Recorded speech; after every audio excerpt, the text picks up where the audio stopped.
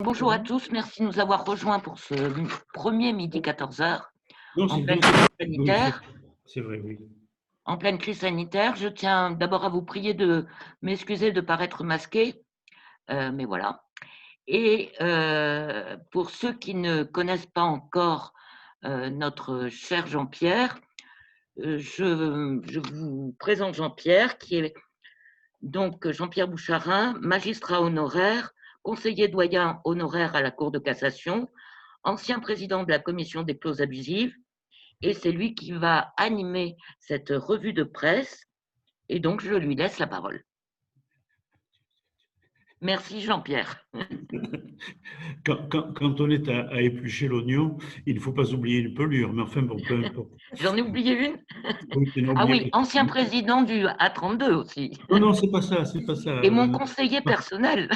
Parmi les vanités, j'en ai des quantités de vanités, mais bon, peu importe. Alors, vous connaissez la manière de faire de ces revues de presse. J'essaie de présenter, soit de lire, soit de présenter un article, et ensuite de voir si cet article présente une problématique susceptible d'ouvrir un débat entre nous.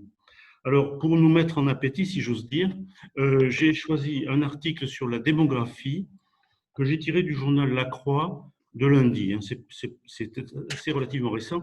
C'est une interview d'un démographe titulaire de la chaire de territoire et population à la Maison des sciences de l'homme. Il s'appelle Hervé Lebras. Alors, il y a un certain nombre de questions auxquelles il répond. Je résume rapidement, n'est-ce pas? Jusqu'où ira l'explosion démographique? Alors, il dit qu'on a fait le constat que le taux de croissance de la population, qui était de 2% par an dans les années 70-75, ce qui a pour effet un doublement de la population en 35 ans, a baissé. Actuellement, le taux se situe aux environs de 1% et ce taux continue à baisser. De sorte que l'opinion de ce démographe, c'est qu'en fait, la croissance de la population mondiale va aboutir assez rapidement à un effectif de l'ordre de 10 milliards d'humains aux environs de 2065. Il indique que pour lui, l'origine de cette stabilisation de la croissance est liée à la baisse du taux de fécondité, puisque actuellement, le taux de fécondité en moyenne est inférieur à 2,1% d'enfants par femme. Bon, c'est un peu bizarre de parler de 2,1% d'enfants. Taux qui assure tout juste le remplacement des générations. Et il pointe aussi le fait qu'en réalité, il n'y a que 4% de la population mondiale qui est en forte croissance, avec deux îlots importants. D'une part, l'Afrique sahélienne et équatoriale, et d'autre part, la zone Afghanistan, Pakistan, Irak. Ces zones sont d'ailleurs figurées sur la carte que vous avez sous les yeux. Alors, deuxième question qui apparaît, la baisse de la fécondité est-elle une certitude? Pour ce démographe, la baisse qui est actuellement constatée réalise une tendance au long cours. Et pour lui, la cause essentielle, ça m'a un peu surpris à la lecture, mais vous apprécierez, la cause essentielle réside dans le fait qu'un plus grand nombre de femmes accèdent aux études secondaires. Curieusement, ce n'est pas l'alphabétisation qui fait reculer la fécondité des femmes, mais c'est l'accès aux études secondaires, car cet accès aux études secondaires entraîne mécaniquement, en quelque sorte, un prolongement de la durée des études, par conséquent, un retardement de l'âge du mariage et également une plus grande autonomie des femmes à l'égard de leur et un certain sens de responsabilité au regard de leur propre fécondité. Alors, troisième question, une planète à 9 ou 10 milliards d'habitants est-elle vivable? Alors, pour notre démographe, il y a un problème essentiel qui est celui de la subsistance et celui des surfaces cultivées. Il fait observer qu'il y a 25 ans, plus de 50% de la production mondiale de céréales était destinée à l'engraissement des animaux. Et il indique que cette tendance s'est amplifiée. Je suppose qu'il ne disposait pas de chiffres beaucoup plus précis pour une période ultérieure, ce qui indique bien une sorte de gaspillage de cette source alimentaire qui est presque quasi générale, qu'il s'agisse du riz dans les pays asiatiques, du blé dans le reste du monde ou d'autres céréales de moins d'importance dans les pays d'Amérique du Sud notamment. Mais il fait observer que lorsque on donne à une vache 10 calories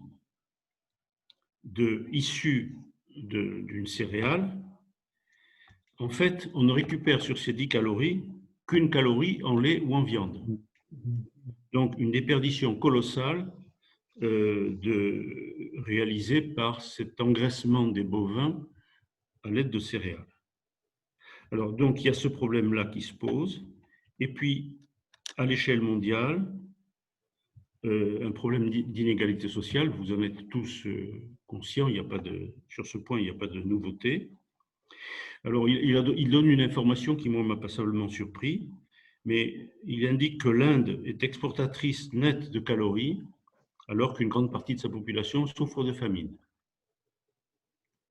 Quatrième question posée par l'intervieweur, selon la théorie de la transition démographique, ne devrait-il pas y avoir un équilibre du taux de reproduction? Alors sur ce point, notre démographe a une réponse assez nuancée.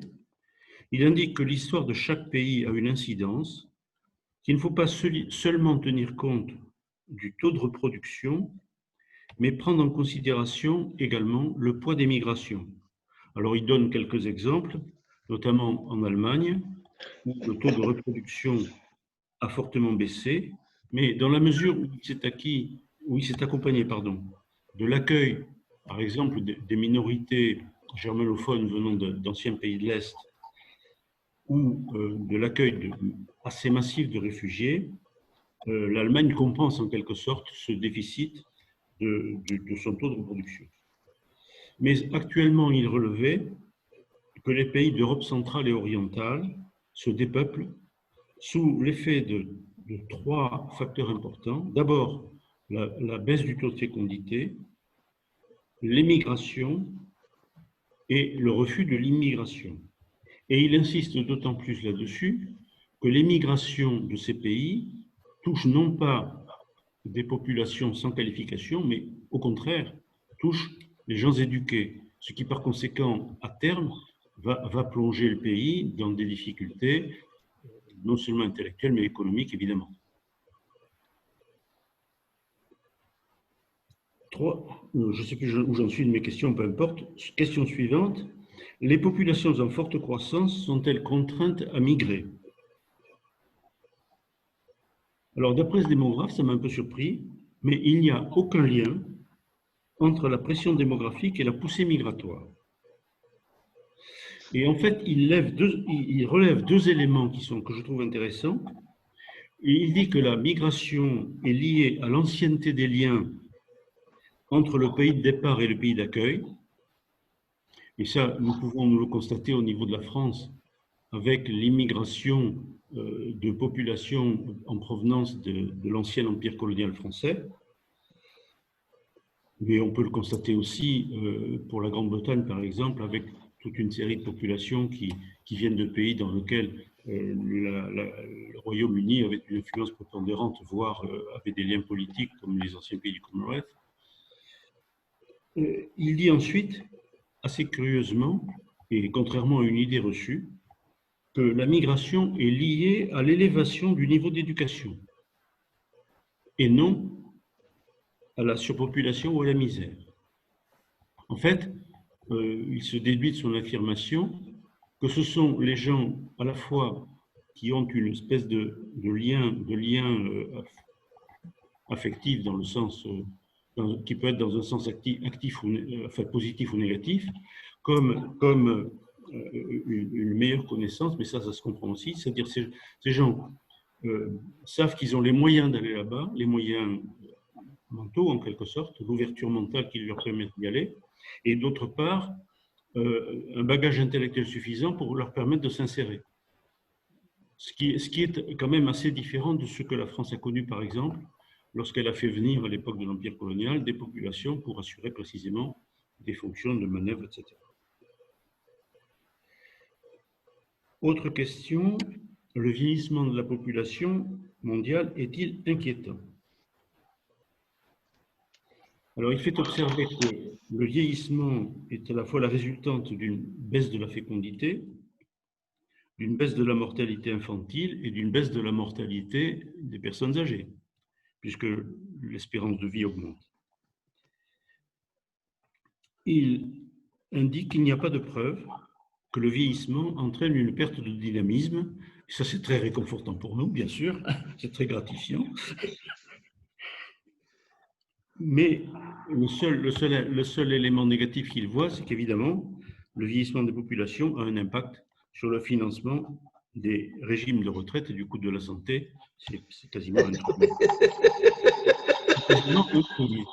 Bon. Question suivante. L'impact des crises et des conflits risque-t-il d'inverser la tendance de baisse de la fécondité? Et là, effectivement, il observe que le climat de guerre ou les troubles importants affectent le contrôle des naissances et par voie de conséquence entraînent une augmentation d'une fécondité non choisie mais qui existe.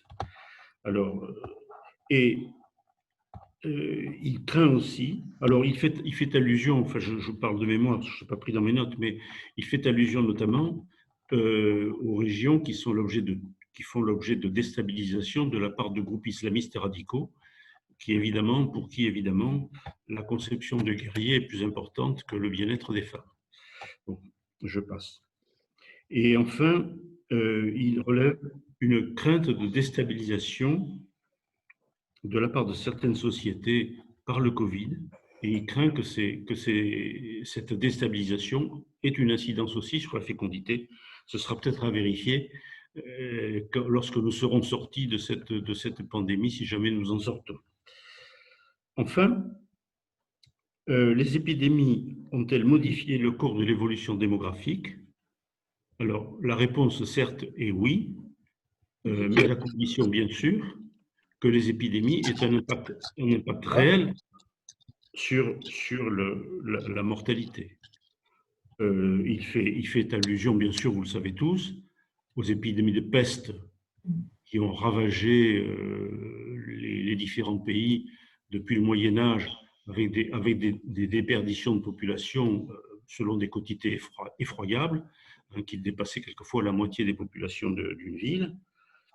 Mais pour qu'il y ait crise de mortalité, il faut en réalité, d'après les chiffres de ce démographe, que les taux de mortalité deviennent 3 fois supérieurs à ce qu'ils sont normalement. Alors, il faut simplement observer que dans le cadre de l'épidémie que nous connaissons actuellement, l'augmentation de la mortalité est de 0,7%. Par conséquent, nous sommes très très loin d'un risque de déstabilisation de l'évolution démographique par la présente épidémie. Évidemment, il faut sans doute nuancer le propos suivant les pays dans lesquels l'épidémie sévit et suivant les moyens à la fois hospitaliers, médicaux dont disposent les différents pays. Mais globalement, à l'échelon de la planète, il a l'air de considérer que c'est une épidémie qui n'aura pas d'incidence sur l'évolution démographique, à la différence bien sûr de la variole, de la peste, du choléra, de la grippe espagnole, et j'en passe. Voilà à peu près terminé mon tour de cet article. Alors, je voyais, un point qui n'a pas été abordé, me semble-t-il, qui est le problème des migrations que je qualifierais de migrations écologiques, c'est-à-dire les migrations qui seront induites par l'augmentation du niveau de la mer, dont je sais qu'elle va entraîner des troubles très sérieux, notamment en Océanie et dans l'Asie du Sud-Est. Et donc, cela va entraîner nécessairement des migrations de population. Et puis alors, au gourmand que je suis, ma question s'est posée, enfin, je me suis interrogé sur ce problème de subsistance. Parce que, bon, c'est vrai on peut préférer à la côte de bœuf le confit de canard ou le confit d'oie, ou le foie gras à la rigueur, mais faudra-t-il un jour se nourrir d'insectes, de chenilles, choses qui sont déjà pratiquées, de vers de terre, de lombriques, enfin voilà, j'étale devant vous. Alors à l'heure du déjeuner, je reconnais que ça n'est pas très délicat de terminer sur cette note, mais je voulais vous faire un peu sourire avant de vous laisser la parole. À vous.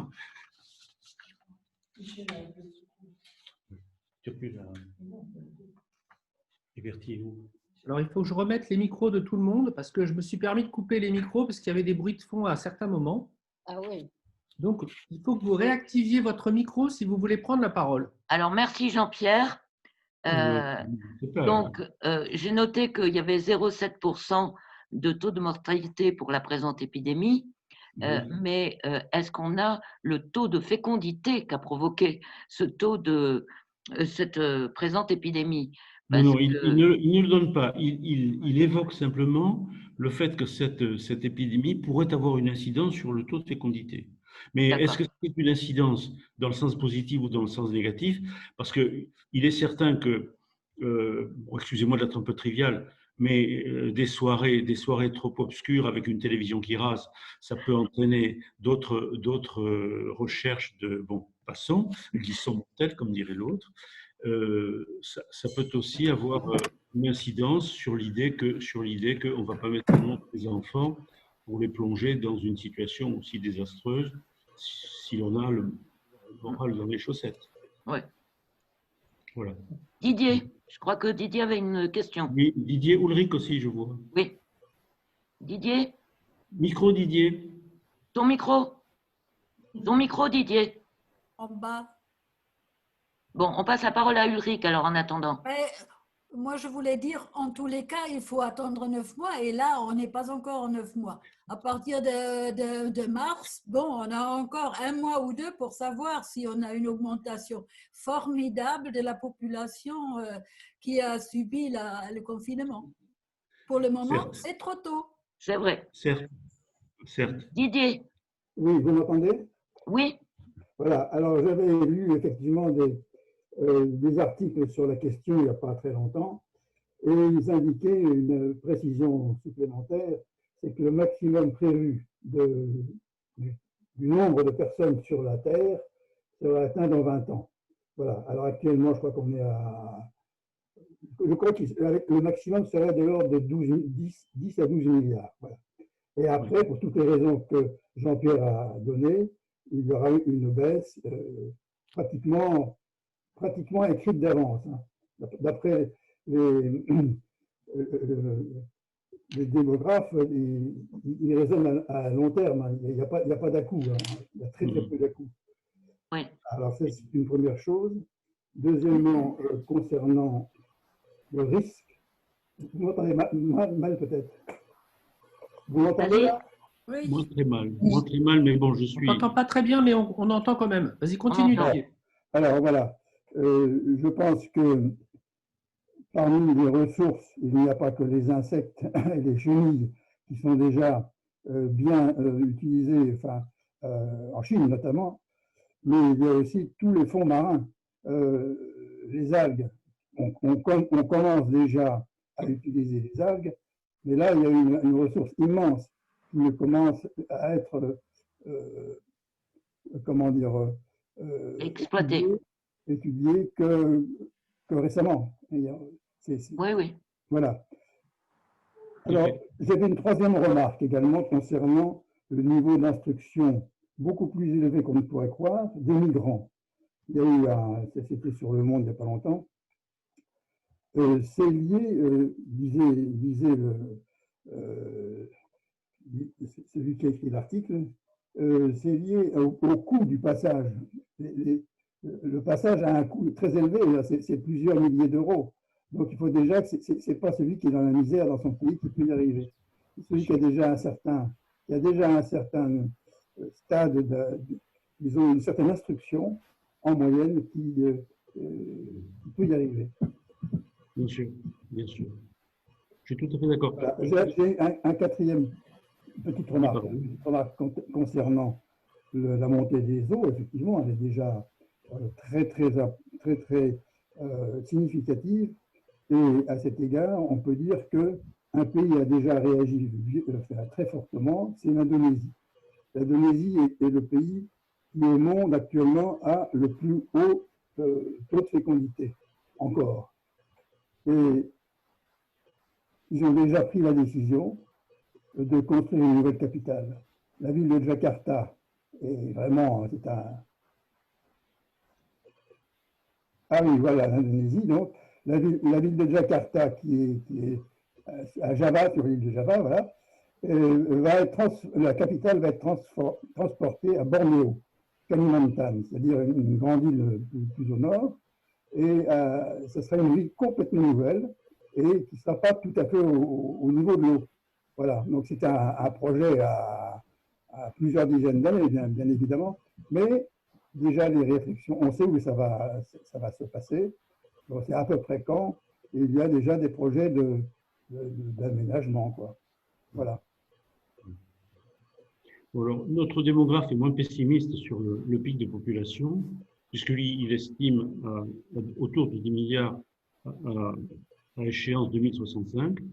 Mais moi, ce qui me préoccupe le plus dans la situation des migrants que je qualifie d'écologiques, ce sont les pays comme le Bangladesh, où une grande proportion de population est concentrée dans une zone qui est à un niveau très très bas et où les structures étatiques n'ont pas les moyens financiers d'assurer aux populations un refuge. Je trouve ça préoccupant. Alors c'est vrai que, mais si tu veux, enfin, j'apprécie beaucoup l'idée que l'on puisse récupérer des ressources nutritives dans la mer. Il y a longtemps qu'on le fait en pêchant. Là, on va faire de l'élevage ou de la récolte. Moi, ce qui m'intrigue aussi, c'est que il y a une forme de civilisation qui est liée à la nourriture, qu'il s'agisse de la cuisine chinoise, de la cuisine, des cuisines européennes, etc. Et en quelques, peut-être décennies, même pas, on va être obligé d'abandonner une sorte de forme de civilisation qui a mis des siècles à s'élaborer, en quelque sorte. Bon, ça, c'est peut-être un point de vue trop hédoniste pour qu'on puisse le défendre utilement. Est-ce qu'il y a d'autres questions? Oui. Nadine? Oui, sur ce point, pour rebondir sur ce que vient de dire Jean-Pierre, vous m'entendez bien? Oui. Très bien. Pour rebondir, je dirais que est-ce qu'on peut craindre une véritable disparition de ce qu'on pourrait appeler la culture culinaire à laquelle nous sommes attachés, hein, disparition ou modulation? Je pense à des opérations comme l'idée qu'on pourrait, par exemple, le lundi, s'abstenir de viande. Bon, c'est un jour par semaine, et c'est pas grand-chose. Et donc, il y a peut-être aussi une possibilité de diversifier sans abandonner des modes culinaires auxquels nous avons quelque raison d'être attachés. Je suis tout à fait d'accord, hein, parce que, pardon, je suis tout à fait d'accord parce qu'il faut bien voir que nous avons, enfin, pour ceux qui ont des souvenirs d'enfance et de confidences faites par des grands-parents ou des arrière-grands-parents, il est certain que nous sommes devenus des goinfres par rapport à la frugalité qui était celle de nos aïeux il y a à peine 2 générations, surtout dans les couches de population relativement modestes, où moi j'ai entendu raconter, bon, ça devait se situer en gros aux environs de la moitié du 19e siècle, ce qui n'est pas si loin que ça finalement, où on me disait en plaisantant, le lundi on mangeait des haricots de France et le mardi on mangeait des haricots français. Voilà. Bon, c'est une plaisanterie, hein, mais je veux dire par là que notre consommation exagérée de protéines sous forme de viande est un phénomène relativement récent. Oui. Ça existait dans les classes privilégiées depuis très très longtemps, c'est vrai. Et nous nous sommes calqués là-dessus, nous avons calqué notre appétence alimentaire là-dessus, mais finalement c'est relativement récent ça. Je crois. Olivier? Enfin, les médecins qui sont là le savent mieux que moi sans doute.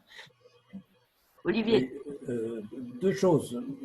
Tout d'abord, sur l'éducation, je fais partie d'une association qui s'appelle Aide et Action depuis au moins 25 ans. Et depuis 20 ans, j'ai choisi de cibler mon aide sur l'éducation des filles. C'est-à-dire que pour encourager les classes dans les pays déshérités comme le Madagascar, le Togo, le Cambodge, mais uniquement pour l'éducation des filles, donc dans l'idée que cette éducation, comme Jean-Pierre nous l'a dit tout à l'heure, faisait que les filles étaient moins rapidement sous le marché, entre guillemets, en suivant des études. Donc c'est pour dire que ça fait très longtemps qu'on a cette idée en tête. Et puis la deuxième remarque que je ferais, c'est le souvenir d'un patient que j'avais, un Sénégalais, qui disait tout fier, j'ai eu 16 enfants vivants.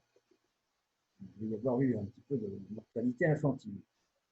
Et ce monsieur était très fier d'avoir eu 16 enfants, et bien que, en fait, lui, il habitait en France et il voyait cet enfant que rarement.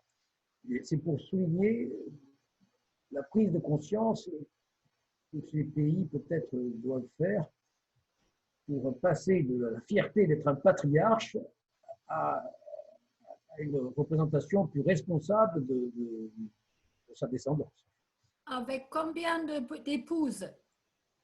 Ben, au moins 4, hein, j'imagine, puisqu'il est musulman. Oh. Voilà. Regardez Marie-Thérèse d'Autriche, elle a bien eu 16 enfants, et elle était la seule épouse, si je puis dire. Bon, c'est vrai que comment dirais-je, la conscience, ou je ne sais pas comment dire, l'orgueil de la virilité exprimé par une paternité nombreuse est quelque chose d'assez fréquent dans différentes civilisations. Et il suffit de lire certains passages de la Genèse pour voir à combien les livres anciens de la Bible y incitent. Il faut dire aussi, à l'époque, c'était quand même une situation qui était quand même, j'irais presque jusqu'à dire nécessaire, parce que la mortalité infantile était colossale. Enfin, je ne sais pas des médecins qui vous disent ça, là encore j'enfonce des portes ouvertes, mais pour vous donner deux anecdotes, à la génération de mon grand-père maternel, il était le 6e enfant subsistant de la fratrie. Et à la génération de mon arrière-grand-père paternel, sur, je crois qu'ils étaient 9, sur 9 enfants, il n'en a subsisté que 2. Ce qui veut dire que la génération, en quelque sorte, la génération était une nécessité au renouvellement, pour aller au simple renouvellement de la population. Oui. Puisque, d'après ce que disent les démographes, le renouvellement de la population, c'est un peu plus de deux enfants par épouse. Bon, je ne veux pas allonger. Ulrich? Oui, mon arrière-grand-mère avait 7 filles. Ensuite, elle avait une 8e fille. Et pour la 9e fille, pour le 9e enfant, c'était un garçon. Ils ont fait jusqu'à ce qu'il y avait garçon. Et Oui. après, il n'y en a pas un 10e. Mais pour mon arrière-grand-père, avoir un fils était bien plus important que d'avoir 9 filles. Hein, ça, c'était aussi un des mœurs de cette époque. Ben, c'est lié à une société patriarcale. Voilà. Et à la transmission du nom par le père. Ça me paraît. Ouais. J'ai connu plusieurs exemples de cette situation. Ben, vous avez connu, ceux d'entre vous qui sont des anciens de Bordeauxville, Robert et France Bouc. Et dans la famille de France, il y avait un aïeul qui avait fait 13 filles à son épouse. À la fin, il a renoncé. Il voulait un fils, mais à la fin, il a renoncé. C'est peut-être son épouse qui a renoncé d'ailleurs. Elle a peut-être, comme l'a fait Marie d'Agenca après 10 grossesses, elle a peut-être fermé la porte de sa chambre à son époux. Enfin, ça, je ne sais plus. L'histoire ne le dit pas. Oui. Il y a d'autres questions ou on passe au sujet suivant? Voilà, alors Catherine me dit, tu as déjà passé un quart d'heure, il faut passer à un article suivant. Alors, le gros morceau, enfin, celui qui me paraît être le gros morceau, c'est un article que j'ai trouvé dans le Figaro. Je vous avoue que c'est un journal que je ne lis pas très souvent, mais un article qui m'a... Enfin, l'article lui-même est très court, c'est un petit édito, avec à côté un grand dossier sur la police en danger. Alors, c'est quelque chose qui est assez d'actualité en ce moment. Alors, je vais vous lire l'édito qui est très court. Et puis, je donnerai quelques éléments. Bon. Dans la nuit du samedi à dimanche, c'est écrit, c'est publié le lundi 16. Une policière a été percutée par une voiture dans l'Essonne. Je passe. Un texte de loi arrive cette semaine à l'Assemblée nationale pour soutenir l'action des forces de sécurité, leur donner plus de latitude, les protéger davantage, préciser les missions des différents acteurs du maintien de l'ordre. Il était temps, car le virus de la haine de l'uniforme s'est propagé depuis les gilets jaunes et les manifestations communautaristes. La police est violente et raciste selon la rengaine d'une certaine gauche. Au tribunal médiatique, les rôles sont inversés. Les victimes ne sont pas celles qu'on pense. L'autorité de l'État est piétinée pour un oui ou pour un non. Tous les coups sont permis. Malheureusement, une loi ne suffira pas à lutter contre cette pernicieuse mentalité. Certes, des excès de zèle peuvent parfois arriver, mais comment ne pas les comprendre alors que les forces de l'ordre sont mises à toutes les sauces? Quand le trafic de drogue et la criminalité explosent, est-ce bien leur place d'aller faire la chasse aux attestations de sortie sur les parvis d'église ou sur un trottoir tranquille en temps de Covid? Sans doute conviendrait-il en priorité de revoir la cohérence de la chaîne de commandement et surtout de réviser l'échelle et l'exécution des peines pénales. Un pays où les forces de sécurité appellent au secours est un pays en grave danger. La police est l'arme de la liberté. Alors, suit cet édito un assez important dossier. Alors, j'ai retenu un certain nombre de rubriques qui me paraissent assez importantes. D'abord, je vais commencer par les missions des forces de l'ordre. Elles sont d'assurer la défense des institutions et des intérêts nationaux, le maintien de la paix et de l'ordre public, la protection des personnes et des biens. C'est ce que dit le Code de déontologie. La police judiciaire est une partie de cette action, mais il y a aussi le renseignement et l'information. Cette double mission, il y a une double mission de police judiciaire d'une part et de police que je qualifierais d'administrative, mais il y a aussi les missions de protection des lieux sensibles ou des personnalités, et puis un effet de dispersion qui résulte du fait que la police, entendue au sens large, quand je dis police, en fait, je recouvre la police proprement dite et la gendarmerie, qui dépend d'une double autorité, puisque lorsque la police agit dans le cadre d'une mission judiciaire, elle est sous l'autorité du procureur de la République, et quand elle agit dans le cadre dans un cadre purement administratif, elle est sous l'autorité du préfet. Donc vous voyez des difficultés de commandement. Donc ça, c'est le tableau général. Alors ensuite, ce que j'appelle la réalité du danger. On observe que depuis 2004, les agressions contre les policiers ont doublé. Elles sont passées de 3824 à presque 7400. Ce qui veut dire qu'il y a 20 policiers par jour qui sont agressés. Le nombre des outrages a augmenté, il était de plus de 28 000 en 2019, et le nombre des violences était de l'ordre de 36 000 également en 2019. De plus, à cela, il faut ajouter la surmortalité des policiers en lien avec leur suicide. Les policiers hommes ont une proportion de suicide de 41% supérieure à celle de la moyenne nationale chez les hommes, et chez les femmes, cette proportion est de 130%, ce qui me paraît colossal. Autre observation, alors que jusqu'à une date relativement récente, les attaques étaient surtout dirigées contre des biens, qu'il s'agisse de véhicules, qu'il s'agisse de locaux, progressivement, on voit de plus en plus que les attaques sont dirigées contre les personnes, et même avec usage d'armes, et d'armes de plus en plus dangereuses. Ce qui autrefois était limité à ce qu'on pourrait qualifier de grand banditisme et qui actuellement se généralise.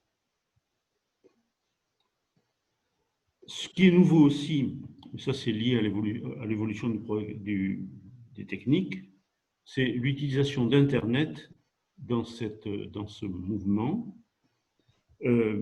par diffusion d'images d'attaque, d'une part, par diffusion de portraits avec des commentaires incitant au meurtre.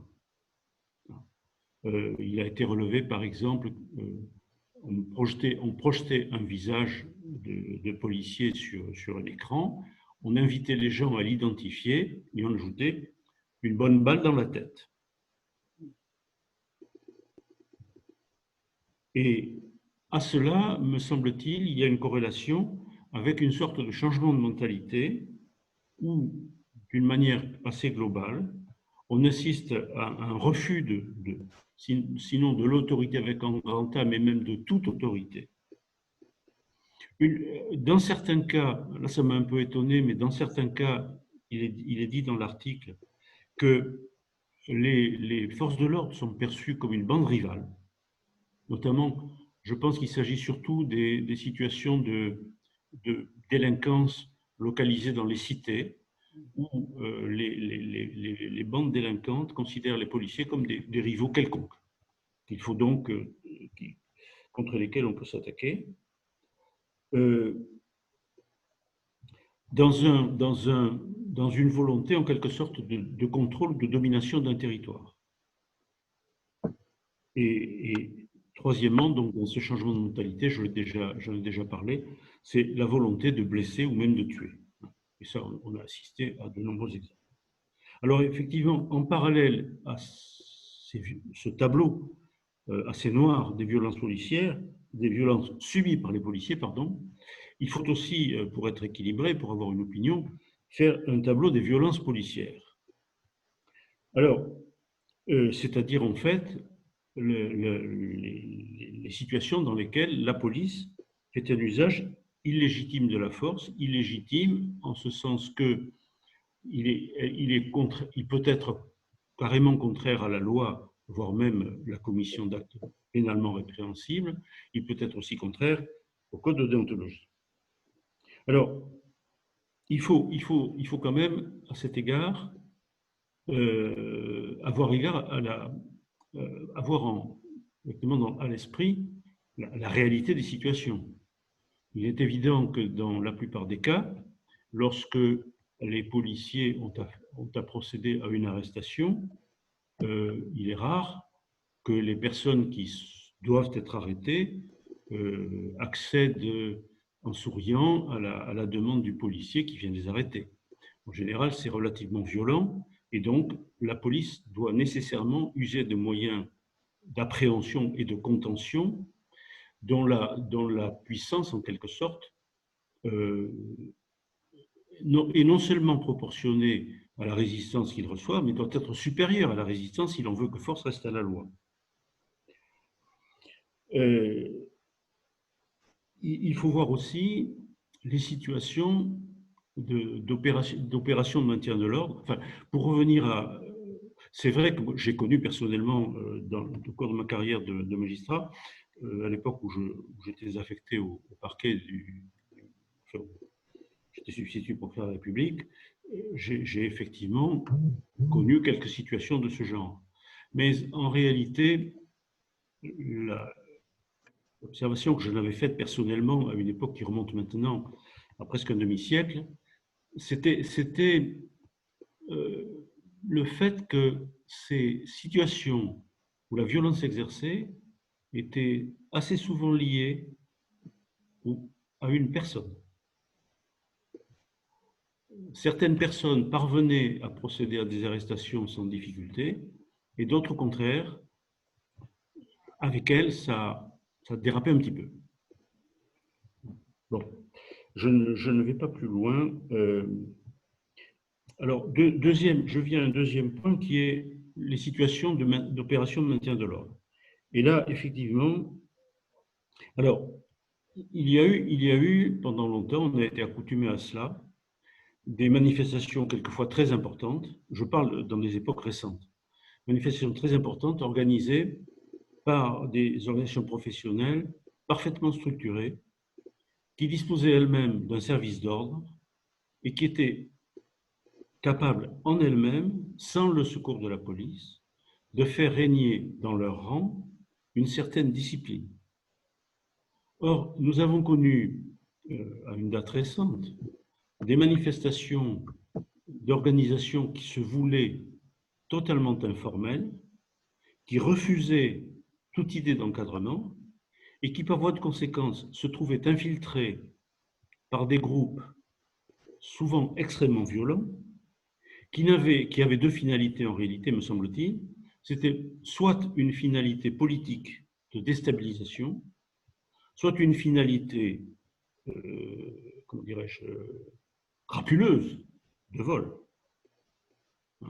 Parce que quand au cours d'une manifestation, on va briser des vitrines pour s'emparer du matériel qui est exposé dans la vitrine, ce n'est pas autre chose qu'un acte crapuleux.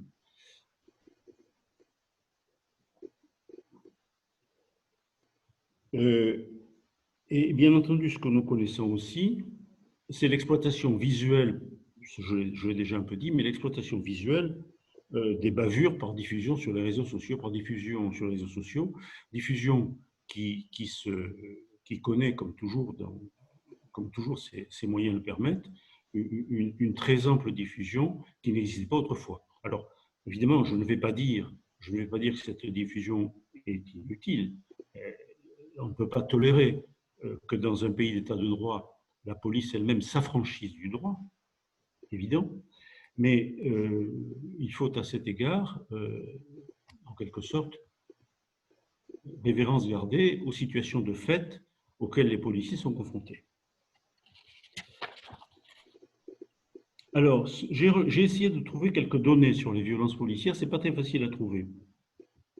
Alors, simplement, j'observerai que des organismes officiels sont destinés à recevoir ces plaintes.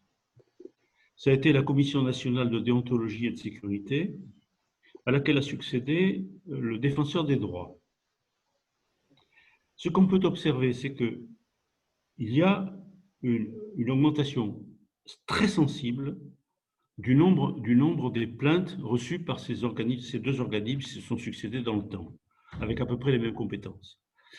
On dénombrait 140 plaintes en 2006, on en dénombre 1520 en 2018. Vous voyez que ça a décuplé. En 2019, l'autre élément que j'ai trouvé, c'est les enquêtes judiciaires qui ont été demandées à l'inspection générale de la police nationale, IGPN, vous savez, s'élèvent à un peu moins de 1500 en 2019, dont 868 pour des violences volontaires.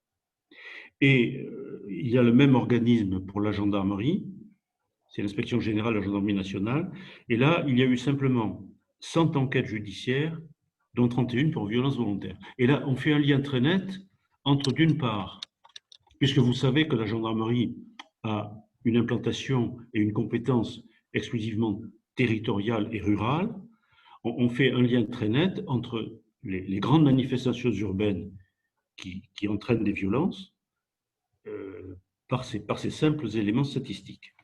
Quant à l'Association des chrétiens pour l'abolition de la torture, dans ce rapport de 2016, elle disait qu'elle avait relevé qu'elle avait eu connaissance ou avait été saisie, je ne sais pas, entre 2005 et 2015, de 89 cas de violences policières avérées, dont 26 avaient entraîné un décès.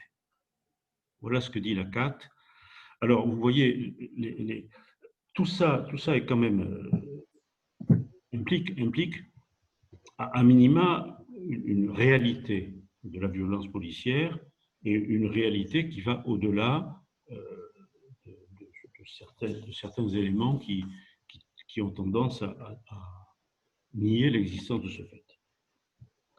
Alors, j'ai essayé de regarder un peu rapidement la proposition de loi relative à la sécurité globale qui fait actuellement couler de l'encre.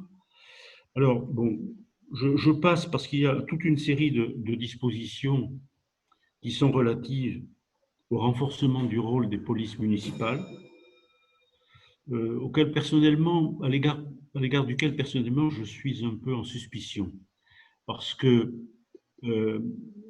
c'est pourquoi donner aux échelons locaux, aux maires, des pouvoirs, enfin, la possibilité de constituer des milices. Ce sont des milices qui seront, même si elles obéissent à des règles déontologiques, etc., qui seront quand même dans la dépendance du maire, avec toutes les possibilités de dérive que cela peut entraîner. Personnellement, ma vieille expérience des rapports avec la gendarmerie, la police, il y a maintenant un certain temps, m'inciterait à être un peu suspicieux à l'égard de cela. Bon, l'expérience dira, si j'ai tort ou raison, de me méfier. Donc, à la fois, alors, ce qui est intéressant, malgré tout, c'est, à l'égard des polices municipales, c'est le renforcement d'un rôle de police de proximité, dont on sait qu'il a une incidence particulière sur le rapport avec les populations, sur les violences en général et sur la délinquance aussi. Possibilité pour ces policiers-là de constater des infractions. Alors là, petit point d'interrogation de ma part, quelle va être la déontologie de ces personnes, quel va être le contrôle déontologique de ces personnes, et est-ce que la constatation d'infraction, avec la possibilité de faire disparaître cette constatation, ne sera pas aussi un moyen de pression sur les populations? Bon, c'est une question que je me pose, je ne sais pas si vous la partagez, peu importe. Alors ensuite, bon, on va leur permettre de réaliser des saisies. Là aussi, c'est une atteinte aux libertés qui est assez conséquente. Il faut qu'elle soit encadrée juridiquement, j'espère qu'elle le sera. Et puis, on leur confiera la sécurisation des manifestations sportives, récréatives ou culturelles. Bon, là, à la rigueur, encore que je ne pensais pas qu'il soit nécessaire d'assurer la sécurité. Je pensais que les gens qui assistaient à des manifestations sportives étaient des gens suffisamment civilisés pour se comporter convenablement. Mais bon, c'est peut-être une utopie de ma part. Ensuite, alors, il y a un volet qui est consacré à la réglementation du secteur de la sécurité privée. Ça aussi, c'est très important. Il faut mettre de l'ordre là-dedans. Et personnellement, j'approuve que l'on se penche sur la moralité, sur des personnes qui assurent cette sécurité privée, sur la délivrance, enfin que l'on mette des conditions assez sévères sur la délivrance de cartes professionnelles, etc. Enfin, vous voyez tout l'encadrement de ce qui pourra être fait. Ensuite, il y a une réglementation, une partie qui est consacrée à la réglementation de la vidéoprotection et de la captation d'images. Bon, ça me paraît aussi assez juste et de nature à protéger les libertés dans le respect des nécessités d'une vie en société qui impose que les libertés de chacun n'empiètent pas sur celles d'autrui. Et puis, ce qu'ils appellent la mise en place d'un cadre clair et protecteur pour les forces de police. Alors là, il y a des choses qui sont un peu curieuses. Des éléments qui touchent à la limitation des réductions de peine. Alors, le point qui fait le plus débat actuellement, alors je cite encore les points marquants, c'est la possibilité pour les policiers de conserver une arme alors qu'ils ne sont pas de service. Personnellement, je suis assez dubitatif à l'égard de cette mesure, parce que qu'est-ce qui différencie un policier quand il est en civil d'un truand qui porte une arme? Point d'interrogation.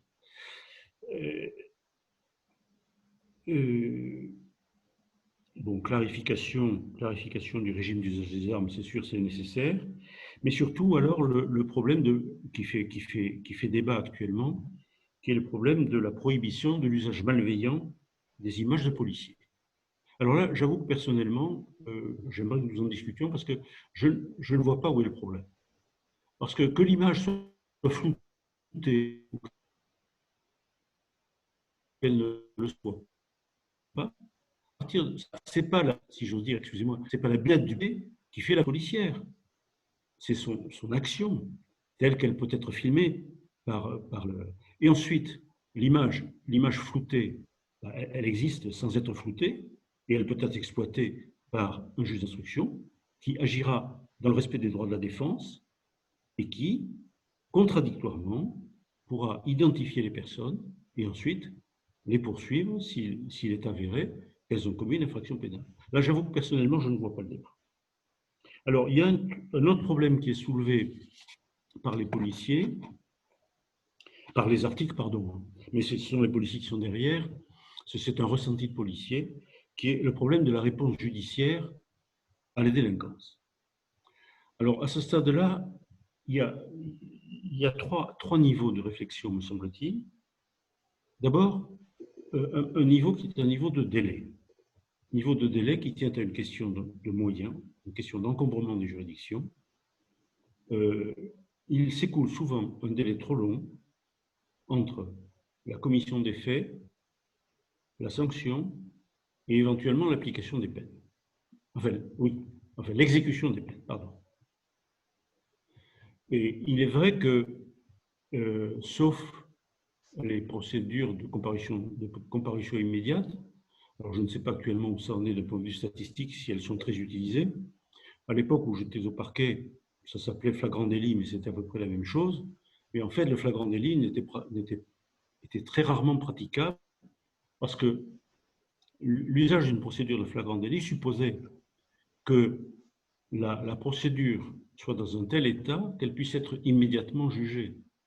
C'est-à-dire qu'on ait pu entendre toutes les personnes susceptibles d'être entendues au cours de l'enquête, qu'on ait pu établir d'une manière claire et suffisamment formelle les faits reprochés pour qu'on puisse soumettre ça à une juridiction de jugement. Sinon, ça aboutit immanquablement à un renvoi pour permettre précisément une instruction nécessaire parce que la procédure n'était pas suffisamment étoffée. Ça, c'est un premier. Donc problème de délai, c'est vrai, ça c'est indiscutable. Et problème d'application de la sanction, parce que, si vous voulez, il est rare en fait que les personnes poursuivies comparaissent en état de détention. Dans, je ne sais pas les proportions en tête, mais je dirais sans risque de trop me tromper, que dans 8 cas sur 10, les prévenus comparaissent libres. Et donc, il faut ramener la sanction prononcée à exécution.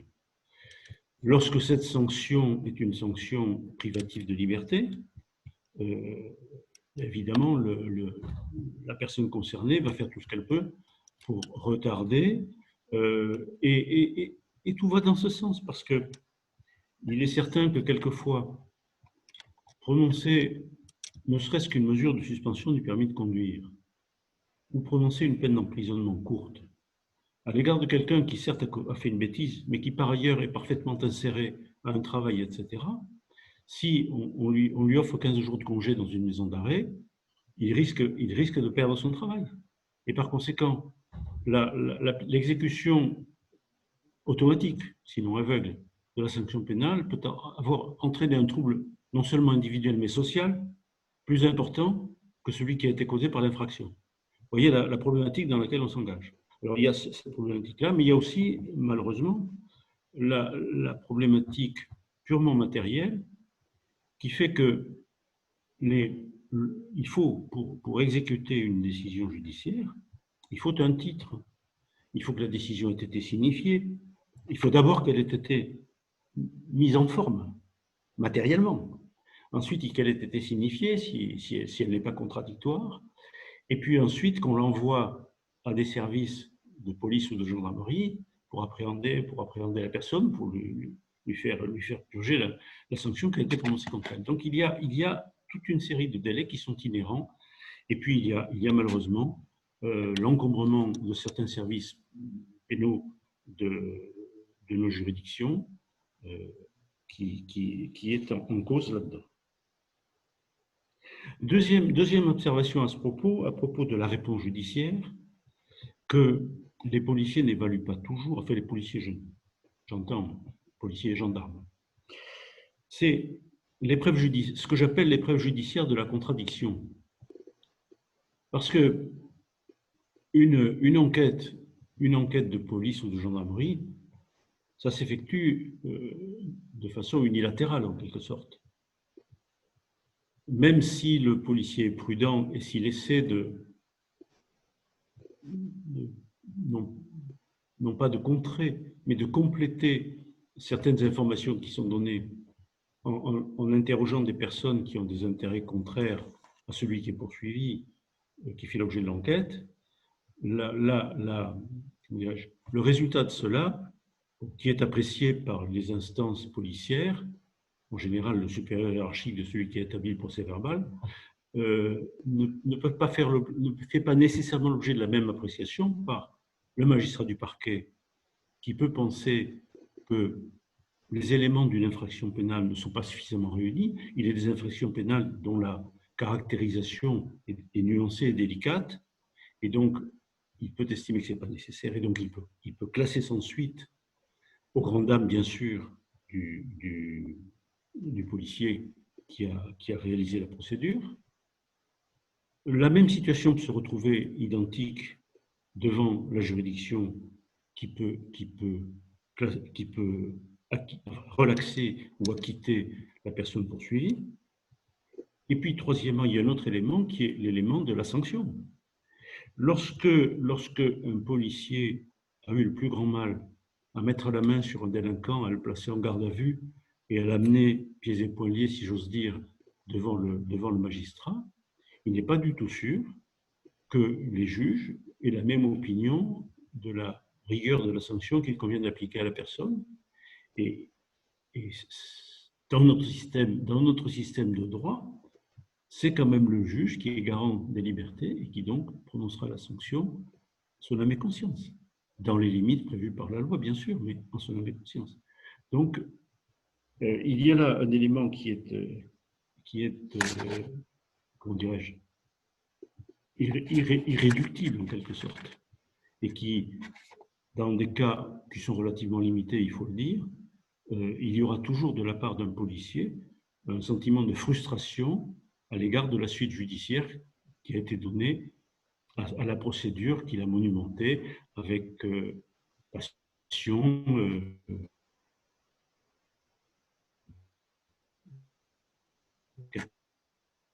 quelquefois avec enthousiasme, mais...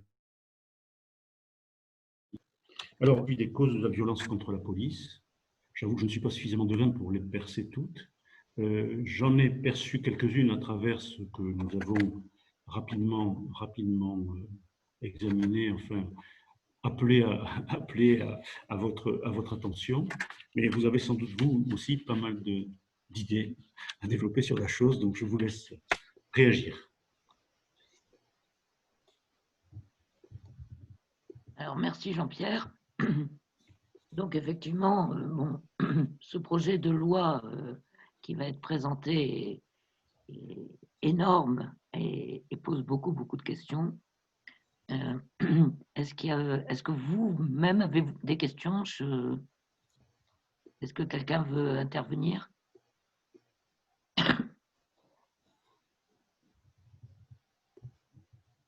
Ulrich, Ulrich a levé la main. Ah, je ne l'ai plus en visio. Et oui, parce que nous avons une image. Ulrich, on t'écoute. Mais ça ne concerne pas une question directement. Je voulais juste remercier Jean-Pierre parce que pour une fois, on a bien abordé cette question et très clairement. On peut ensuite avoir chacun son opinion, mais c'était très, très, très bien expliqué. Je te remercie beaucoup, Jean-Pierre. Oui. Parce que ça, c'était une belle démonstration d'une calme explication. Merci. J'ai essayé. Alors, J'ai il y a un essayé volet que d'être tu n'as objectif. pas. Oui, pardon. Il y a un volet que tu n'as pas exploité, à mon avis, c'est les violences policières effectivement racistes. C'est-à-dire qu'il s'est passé pas mal de choses aux États-Unis qui font que, et ailleurs, qui font qu'on se pose quand même pas mal de questions à ce niveau-là. Et je me posais une simple question. On recrute les policiers comment? Est-ce qu'il y a un niveau de connaissances qui leur sont demandées, d'éducation? Est-ce que la porte est ouverte à tout le monde? Je ne sais pas. C'est une question que je te pose. Alors, pour autant que je sache, hein, parce que bon, tout dépend du niveau de recrutement auquel le candidat prétend. Il y a, je suis à peu près certain, je parle un peu sur le vide là, parce que je n'ai pas d'éléments précis. Il faudrait que je recherche, je pense que ce serait trop.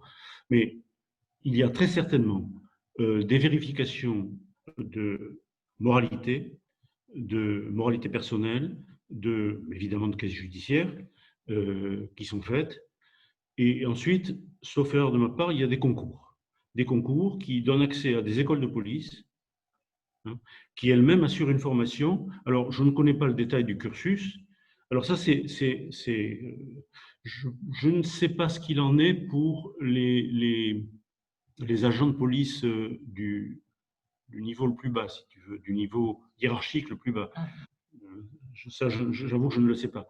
Mais tous les policiers qui passent par des écoles de recrutement sont soigneusement sélectionnés, à la fois pour leur connaissance, mais je pense aussi pour leur qualité.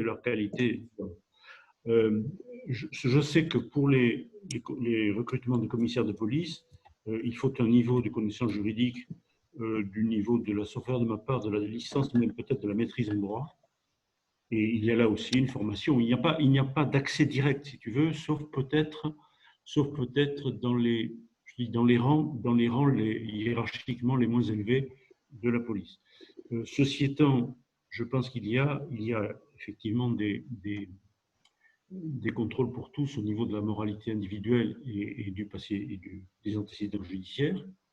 Ceci étant, bon, nous n'avons pas en France le problème. J'aurais pu l'évoquer effectivement, j'y ai pensé aussi. Mais nous n'avons pas en France l'acuité du problème racial qui existe aux États-Unis et qui est lié au passé esclavagiste des États du Sud, qui a créé une plaie qui n'est toujours pas refermée. Ce que je puis dire, c'est que les accusations qui ont percé à certaines occasions, de manière récente, de forme de racisme chez nos policiers, d'une part, et une orientation politique plutôt conservatrice, sinon réactionnaire, et me paraît être pas totalement dénué de réalité. Je suis prudent. J'ai vu des policiers parfaitement honnêtes, AU, puis un peu plus loin net, hein, à l'égard de ces questions, faisant comment dirais-je, une dissection très nette entre leurs opinions politiques personnelles et la manière qui était la leur de gérer leur fonction. Je ne suis pas certain que cette attitude soit partagée par tous. Et la preuve en est que ce qu'on a appelé à une époque, je crois qu'on l'appelle toujours le contrôle au faciès, a existé en France et existe toujours. Et donc, ça veut bien dire que le fait d'être porteur d'une certaine couleur de peau vous rend susceptible d'être sujet à des contrôles de police plus fréquents. Absolument. Ce qu'on peut observer aussi, mais là, bon, il faudrait faire une analyse très poussée des causes de la délinquance, c'est que dans certains quartiers, il y a une coïncidence entre la délinquance et certains types de couleurs de peau. Je n'en tire pas d'autres conséquences, mais statistiquement, cela s'observe. Alors, de là à ce qu'il y ait des dérapages verbaux, les dérapages verbaux, moi je m'en méfie beaucoup parce que ça n'est pas monsieur le curé qui promène ses enfants de cœur hein, dans ces situations-là. Hein, on a affaire à des populations souvent violentes qui ont une conception de leur propre pouvoir qui s'oppose bien sûr à l'autorité des forces de police. Et donc ça déclenche, pour moi, il y a une espèce de réactivité qui s'alimente l'une l'autre dans ces situations. Non pas que je veuille tout excuser, mais je pense que dans certaines situations, certaines violences s'expliquent par un contexte violent en face. Ceci étant, je n'irai pas jusqu'à nier l'existence d'un racisme latent et peut-être même l'existence aussi d'opinions politiques tranchées. Bon.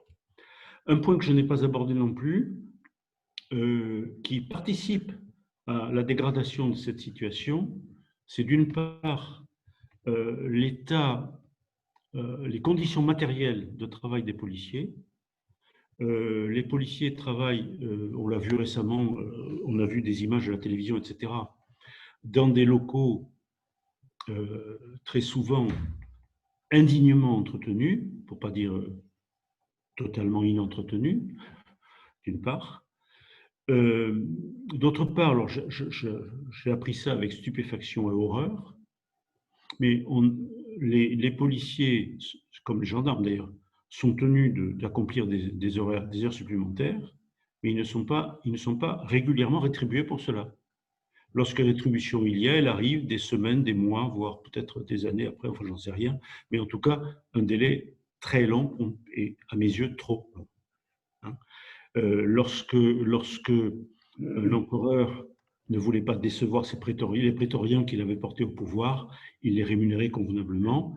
Alors je ne ferai pas l'amalgame entre notre police et les troupes de prétoriens qui ont porté Caligula au pouvoir par exemple, mais il y a quand même cet élément qui doit être pris en compte et je trouve indigne dans un état de droit qui est le nôtre que ces personnes-là qui ont une mission lourde et primordiale n'aient pas la contrepartie nécessaire des efforts qui leur sont demandés. Bien, merci Jean-Pierre. Est-ce qu'il y a d'autres questions? Je ne vois plus vos visages, alors voilà. Est-ce que quelqu'un d'autre veut intervenir? Bon, j'en ai trop dit. Je crois que j'ai répondu à toutes les questions. C'est un sujet complexe. En fait, effectivement, on a des articles de journaux qui parlent des violences policières, qui parlent du racisme dans la police. On sait que le métier de policier, c'est quand même un métier très difficile. Ils sont soumis, ils ont des conditions de travail extrêmement difficiles. Ils sont soumis à des contraintes difficiles. On les envoie aussi parfois dans des quartiers. Effectivement, je prends l'exemple du confinement qu'il y a eu en mars-avril à côté là, du foyer fraternel, au Grand Parc. Évidemment que le confinement n'était pas forcément respecté. Simplement, on ne pouvait pas envoyer 3 policiers là quand il y a 25, 30, 40 jeunes qui sont dans les cités en train de faire du rodéo avec des scooters. Ça n'aurait pas de sens. Les 3 policiers n'auront aucune autorité, à moins d'en envoyer une cinquantaine, enfin j'exagère un peu, mais enfin une vingtaine. Donc finalement, il y a une forme d'injustice aussi ressentie par la population. Je prends l'exemple même de Bordeaux. Vous êtes cycliste au mois d'avril pendant le confinement, vous allez place Gambetta, vous vous faites contrôler pour voir si vous avez votre document pour sortir. Et puis à côté de ça, vous avez 20 jeunes qui font ce qu'ils veulent à Grand Parc. Donc en fait, on a l'impression que les citoyens ne sont pas tous classés de la même manière. Et pourquoi finalement il y a des lieux de non-droit qui sont des cités, des banlieues, où la police voilà, finalement veille, mais elle veille de loin pour essayer de canaliser les trafics, pour essayer de canaliser la violence, mais on n'est pas vraiment dans un état de droit identique pour tout en fonction des lieux où on habite. Et puis, il y a ce que évoquait Jean-Pierre aussi sur les suites judiciaires et le découragement des policiers qui arrêtent des petits délinquants ou des plus grands délinquants. Et soit on n'a pas accumulé en fait les preuves, soit il y a eu des dysfonctionnements dans les procédures. Et ce qui fait que ces jeunes ressortent alors qu'ils sont à la énième récidive de tel ou tel acte délictueux. Et puis finalement, il y a un découragement des policiers. Et donc tout ça, c'est bien complexe parce que peut-être qu'il manque de moyens en fait. Oui, puis si tu veux, je souscris tout à fait à ce que tu dis, Pascal. Mais il y a un autre élément, c'est que on arrête quelqu'un, un multirécidiviste, mais j'exagère, j'appellerais ça des vols de poule. Hein. Bon, des petits vols. Les petits vols, ça cause un trouble social, c'est certain. Mais est-ce que ça mérite un mois, 2 mois, 3 mois, 4 mois de prison? Ça, c'est un autre problème. Absolument pas, mais ça, c'est le problème de la sanction. En fait, la sanction, il faut qu'elle soit proportionnée, il faut qu'elle ait un sens, il faut qu'elle soit comprise par la personne qui, en fait, le sentiment d'injustice de celui qui a commis un délit, il est flagrant. C'est incroyable de dire ça. Celui qui a commis un délit se sent injustement puni parce que lui a été piqué et pas son copain. Et en fait, tant qu'on n'a pas mis un sens sur le pourquoi il est là, qu'est-ce qu'il a fait, le mal qu'il a commis, la conséquence de ses actes, en fait, il n'y a pas vraiment Voilà, moi j'ai constaté ça à Montauban en faisant une visite à la maison d'arrêt. C'était le sentiment d'injustice en fait des prisonniers qui étaient là. Finalement, je ne vais pas dire qu'ils ne comprenaient pas pourquoi ils étaient là, mais ils avaient l'impression que ce n'était pas juste parce qu'ils étaient là. Donc ça veut dire qu'il y a aussi un problème pédagogique ou d'accompagnement de la peine. Non, mais ça m'a vraiment choqué sur le moment de me dire que finalement, il y a un loupé quelque part. Parce que finalement, si on pense qu'on est là parce qu'on s'est fait piquer et pas le copain, alors qu'on ne voit pas les conséquences de tout ça, on va recommencer en sortant. Il n'y a pas tellement de raisons. Voilà. Oui. Je ne sais pas si tu as assisté à une audience correctionnelle, mais il est difficile de faire de la pédagogie dans une audience correctionnelle. C'est vraiment… Je comprends tout à fait ce que tu dis, mais pour autant, le fait qu'un autre délinquant n'ait pas été arrêté ne change rien à la gravité et aux conséquences de l'acte qui a été commis par celui qui a été arrêté. Je veux dire, c'est un faux débat. Ah, mais je suis bien d'accord. Non, mais j'explique un raisonnement. C'est sûrement pas le mien. C'est sûrement pas le mien. Oui. Je sais bien que c'est pas le tien. Je sais bien. D'accord. Didier, tu voulais poser une question? Oui, je crois que là, on dérapait sur un autre sujet, parce que le sujet, c'est les violences policières et ce n'est pas la justice. Donc, moi, je voulais revenir, si possible, à la violence policière et surtout sur ce qui a lieu, ce qui touche à la diffusion des portraits de policiers dans le cadre de leur action. Donc, il y a des images où on voit très bien le visage du policier, on peut le reconnaître tout du moins, avec en dessous des menaces de mort. Donc, ça ressemble beaucoup à l'affaire d'il y a un mois de cet instituteur. Donc, voilà. Donc, c'est là qu'il y a quelque chose où il y a, à mon avis, je suis quand même je serais plutôt d'avis que ce genre d'image soit interdite, ou, alors on ne peut pas interdire les images, ça je suis d'accord, mais au moins les flouter, afin que les policiers puissent bénéficier d'un certain anonymat, comme d'autres fonctionnaires d'État, bien à l'abri dans leur bureau, et qui prennent des décisions qui ne sont pas non plus favorables à certains. Voilà, donc je pense que sur le floutage, d'ailleurs je pense que ça va passer cette affaire-là, évidemment, une image avant d'être floutée, elle est nette. Donc, mais au moins, L'interdiction devrait être sur la diffusion sur les réseaux d'images d'un policier en train d'attraper un manifestant, et notamment si cette image est doublée d'un texte menaçant. Non, mais je suis tout à fait d'accord avec toi, Didier. Ceci étant, je fais observer que, et c'est quand même un élément fort de notre civilisation de droit, c'est que les juges ne sont jamais masqués et que les juges, on les connaît et qu'ils statuent en personne. Quand ils statuent au nom du peuple français, ils le font au nom du peuple français, mais on sait que, par exemple, si c'est la cour d'assises, à l'époque où je la présidais, bon, c'était Jean-Pierre Boucherin qui présidait la cour d'assises et pas n'importe qui. Je veux dire, alors, mais néanmoins, si tu veux, c'est pas, je veux dire, les juges sont des gens qu'on connaît. Et en France, il y en a qui l'ont payé cher, hein, il y en Jean-Pierre. a qui l'ont payé cher, c'est vrai, mais c'est une des servitudes et des grandeurs du métier, mais c'est aussi une garantie. Pour autant, je suis tout à fait d'accord avec Didier à l'égard de la publication des images, même s'il n'y a pas d'appel au meurtre.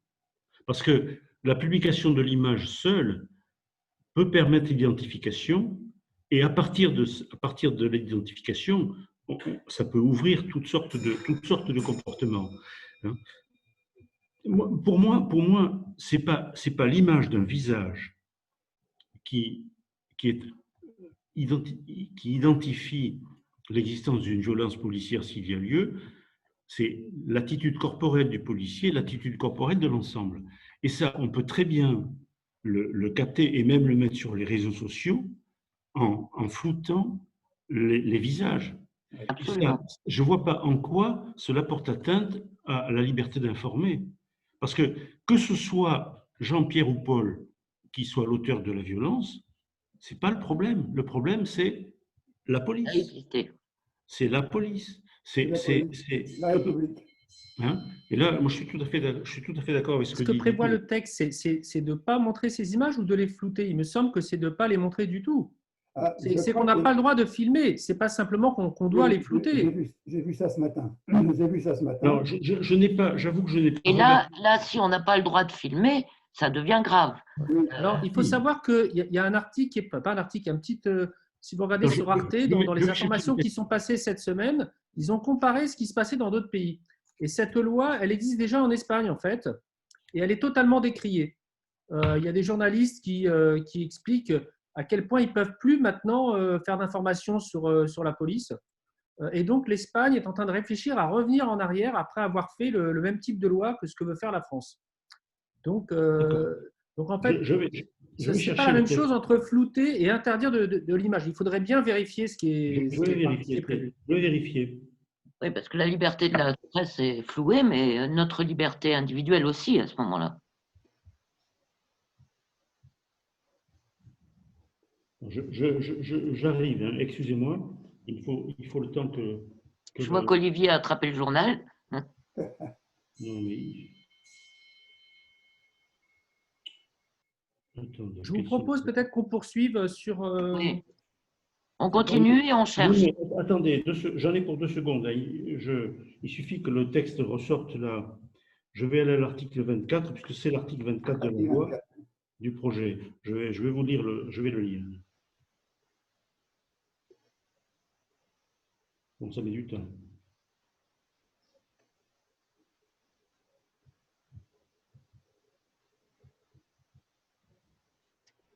Mais Pascal, je crois que tu nous l'avais montré en image. Non, mais on va tous le lire, sur les journaux. Je crois qu'Olivier a trouvé. Je vais vous le lire. Il y a un article dans le Sud-Ouest à ce sujet. Hein. Oui. Non, mais il faut avoir le texte du projet de loi sous les yeux. Je vais vous le dire. Attendez, je suis à l'article 4.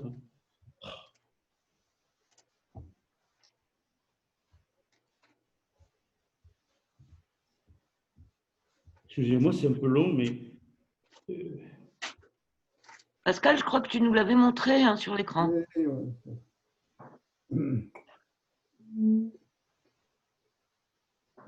Je suis tout proche. Je suis à 21, 22,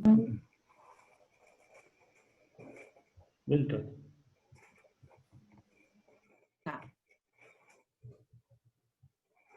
Donc, Moi, j'ai ce que Darmanin propose. article 30. Alors, je vous lis l'article 24. Hein.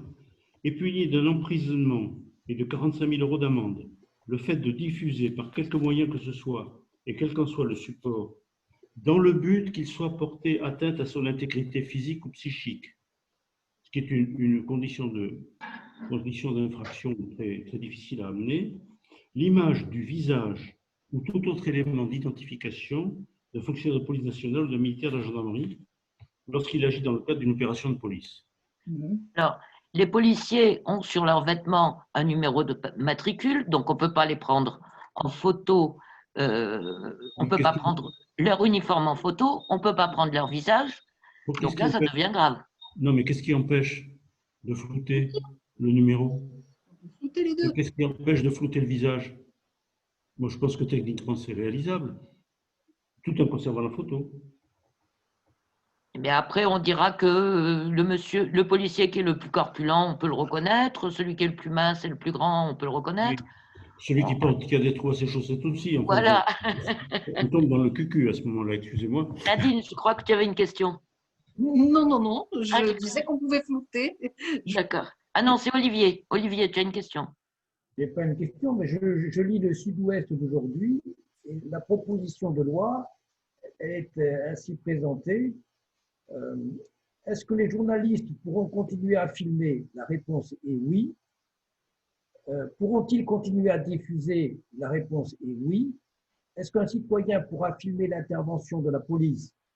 La réponse est oui. En revanche, traquer les policiers ou les gendarmes sur les réseaux sociaux et appeler au viol sur les policières, la réponse est non. C'est clair. Voilà. C'est clair. C'est exactement ça. C'est exactement ça. Je ne pense pas que ce texte porte atteinte aux libertés. Non. Mais bon, c'est un simple point de vue personnel. Ok. Bon. Voilà qui est rassurant. Alors, est-ce que vous avez encore un peu de temps, de la patience, ou vous regagnez vos activités? Non, on a du temps. Vas-y. Alors, j'avais un autre petit article. Bon, alors je passe très vite. Hein. C'était un article, toujours de Figaro, sur... Le titre de l'article, c'était « Le populisme survivra-t-il à Donald Trump ?» Ou plus exactement, non. « Le populisme survivra à Donald Trump ». Attendez, il faut que je le trouve pour voir.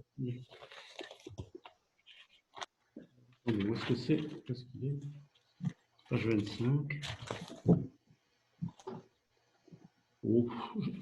Je ne vais pas vous lire l'article parce qu'il est un peu long. Il est un peu long. Alors, ce que j'ai relevé, hein, c'est que d'une part, bon, le populisme s'enracinait dans la paupérisation des classes moyennes,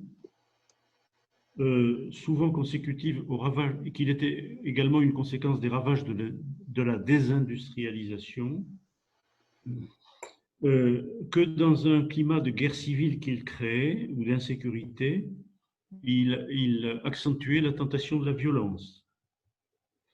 Dans ces situations-là, on voit souvent les rancœurs, les ressentiments se cristalliser sur un personnage qui est pris comme bouc émissaire.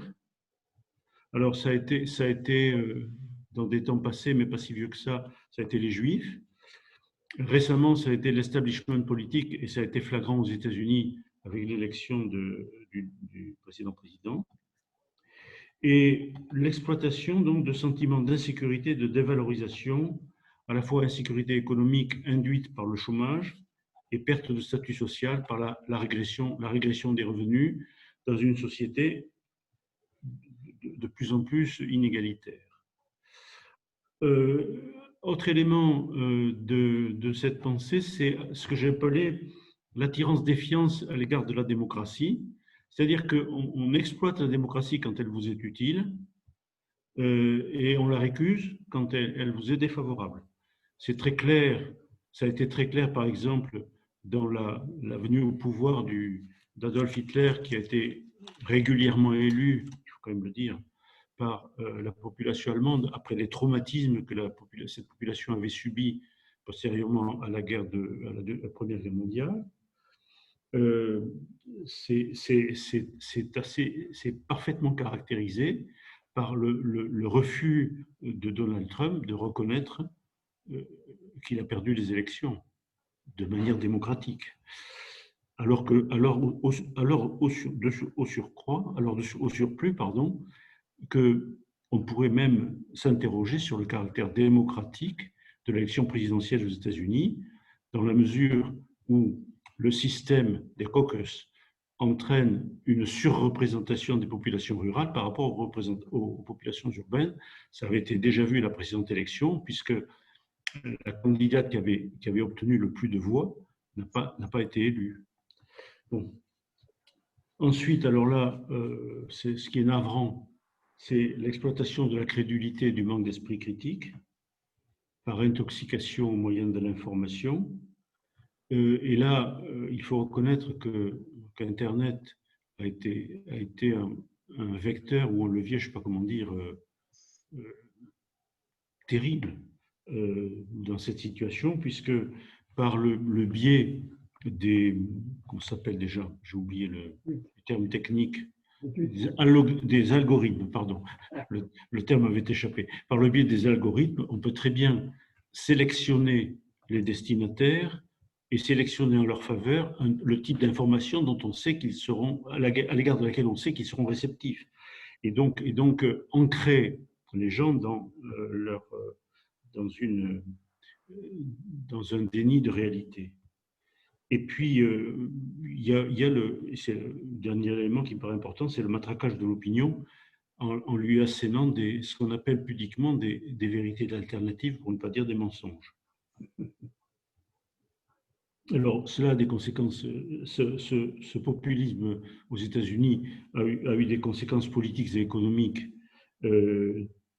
qui risquent d'entraîner une situation dangereuse, à savoir un repliement identitaire qui est d'autant plus dangereux aux États-Unis qu'il y a le problème noir, avec à la base cette société de servitude. Il y a le protectionnisme dont on sait qu'il n'a jamais eu de conséquences heureuses. Le protectionnisme économique n'a jamais eu de conséquences heureuses à long terme, ni sur l'économie, ni sur la politique. Le nationalisme, qui est une façon d'agir, enfin plutôt un mode de pensée qui a eu son temps, mais qui, à notre époque, montre ses limites. Il suffit de l'isolationnisme et le rejet des traités multilatéraux. Alors il est vrai que les États-Unis sont peut-être lassés ou n'ont peut-être plus les moyens d'être les gendarmes du monde, mais lorsque une puissance majeure n'exerce pas son leadership, elle permet l'émergence de situations dangereuses, situations politiquement dangereuses ou instables. Alors, dans le remède qui était proposé dans l'article que je ne vous ai pas lu, je suis désolé, il parlait d'un problème, comme remède, d'avoir un projet national partagé. Alors, j'ai trouvé que ça, c'était une rhétorique bien intéressante, mais qui, comme il n'y avait rien derrière, je n'ai pas très bien compris ce que voulait dire, parce que qu'est-ce que c'est qu'un projet national partagé? Deuxième point qui était évoqué, qui était la décentralisation des institutions, mais est-ce qu'il n'y a pas une contradiction entre la décentralisation des institutions et le projet national partagé? Interrogation. Alors, un autre élément que j'ai trouvé intéressant, mais qui mérite quand même très ample réflexion, qui est l'association des acteurs économiques, des acteurs sociaux et des citoyens aux politiques publiques. Alors, quel modèle politique? Actuellement, nous avons un système de représentation. C'est vrai que le mouvement dit des Gilets jaunes a remis en cause ce système de représentation.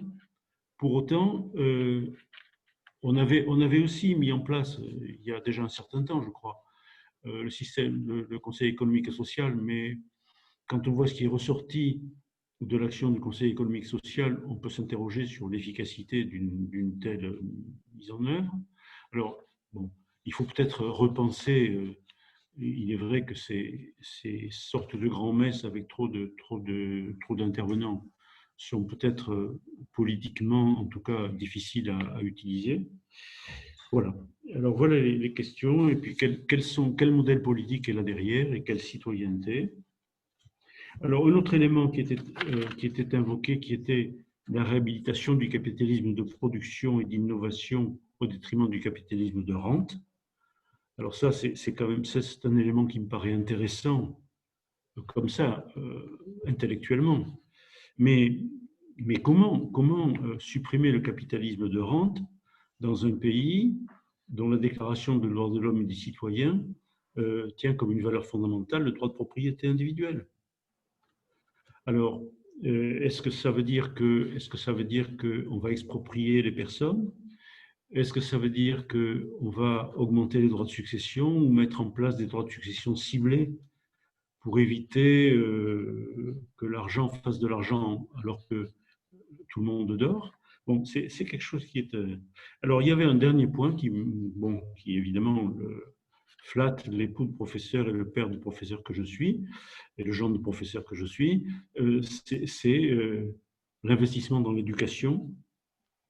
Mais là, il y a certainement beaucoup à faire, et notamment l'éducation à la liberté, au respect de l'état de droit, à la connaissance, au libre débat entre opinions contraires, à la connaissance, moi j'ajouterais la connaissance des institutions, parce que je suis toujours frappé par l'ignorance crasse dans laquelle sont mes concitoyens du simple fonctionnement de quelque chose qui est quotidien, qui est le système judiciaire. Si l'on pousse un peu loin les questions sur ce point, il n'y a pas de connaissance en fait. Impulser cette notion de modération, cette notion de respect d'autrui, etc. Et puis aussi développer l'esprit critique, tant à l'égard de l'information officielle qui est donnée, et ça aurait pu me servir de transition pour un autre point que j'aurais aimé aborder avec vous, qui était le problème de l'attitude des Français à l'égard des vaccins. Mais bon, je crois qu'on n'aura pas le temps.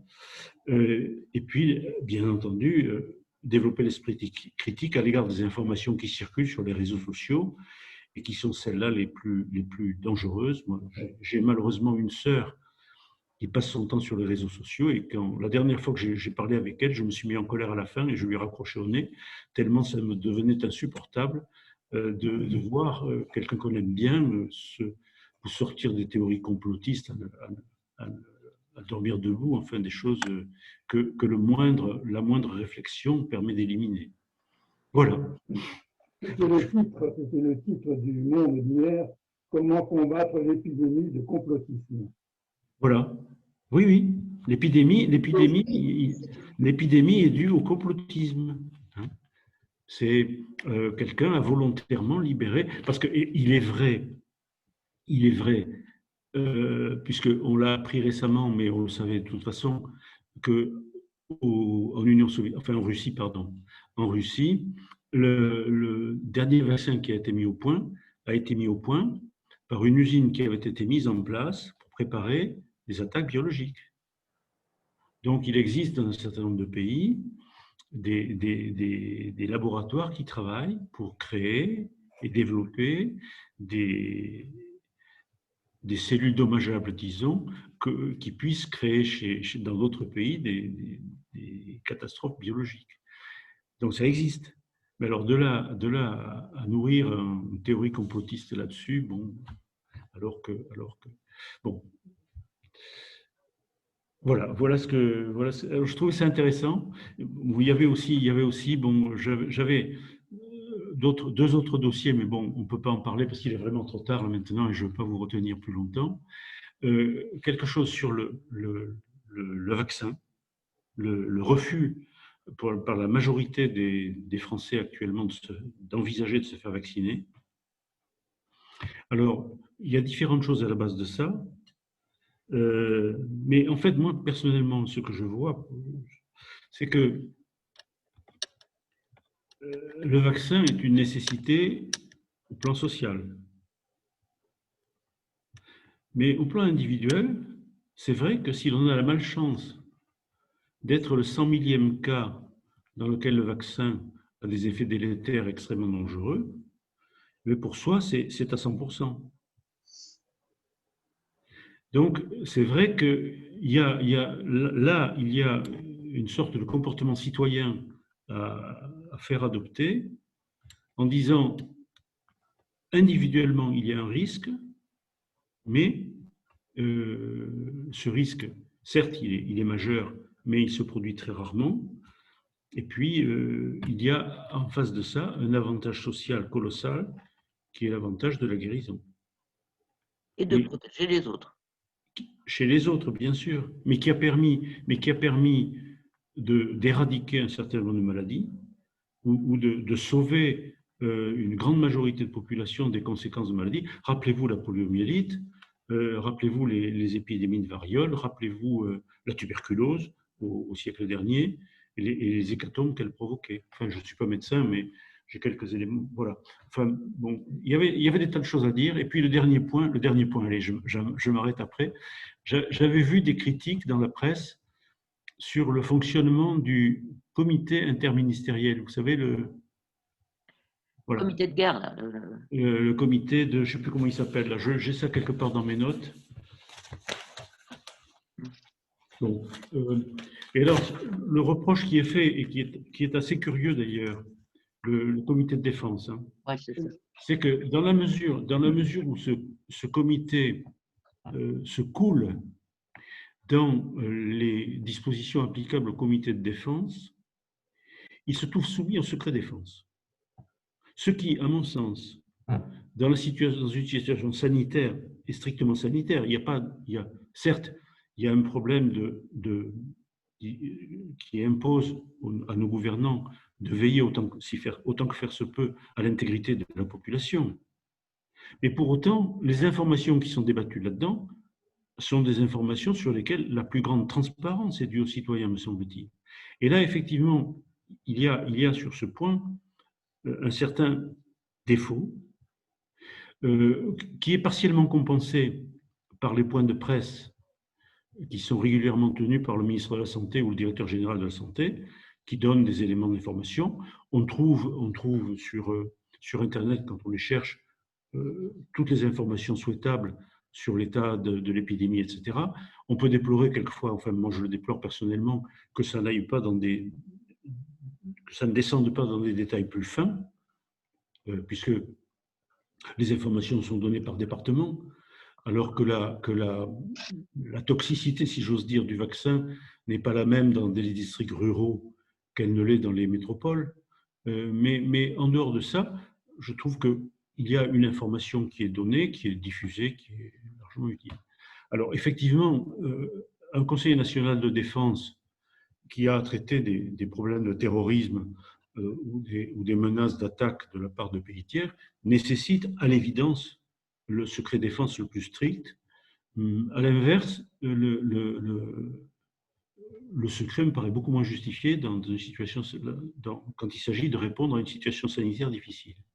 Il y aurait, me semble-t-il, aussi un autre moyen de tordre le cou aux critiques qui sont formulées, qui serait d'intégrer à ce conseil de défense, à titre d'auditeur, et éventuellement de sachants, enfin de personnes compétentes, des personnes issues de la représentation nationale selon des modalités qui seraient à définir par le Parlement et le Sénat, et par exemple, mais de façon à ce que l'opposition politique au gouvernement soit présente, puisse éventuellement dire son mot, mais ne s'enferme pas dans une attitude strictement critique dont on se demande quelquefois quels sont les fondements.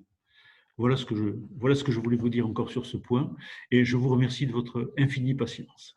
Pascal, je crois que tu voulais dire quelque chose. Sur les vaccins, en fait, c'est très bien que des laboratoires, la recherche scientifique avance, on cherche des vaccins, évidemment. Je pense qu'en fait, évidemment qu'il y a des complotistes qui tout de suite parlent des vaccins, mais je crois qu'en fait, le vrai débat n'est pas là. Alors, parce que le vrai débat, ce n'est pas sur le vaccin, c'est sur l'obligation du vaccin. Les gens, même qui ne sont pas d'accord à titre personnel sur sur la politique vaccinale du gouvernement, puisque maintenant il y a 11 vaccins pour les tout petits, etc. Donc il y avait toute une discussion sur les nocivités, les conséquences secondaires des vaccins. Le problème, ce n'est pas qu'on puisse proposer ces vaccins ou même qu'on trouve un vaccin contre le Covid qui peut être très intéressant, notamment pour les aînés, quoi. Je veux dire, puisque c'est eux les plus fragiles, sans doute.